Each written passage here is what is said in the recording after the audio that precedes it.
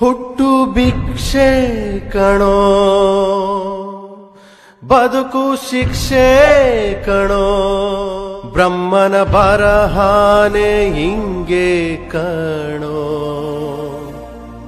ತಿಂತಾರೆ ಜನರು ಕಿತ್ತು ನನ್ನ, ಏನ್ ಮಾಡಲಿ ಬದುಕೋದು ಹೆಂಗೆ ಹೇಳು ನೀನು ಈ ಭೂಮಿಲಿ.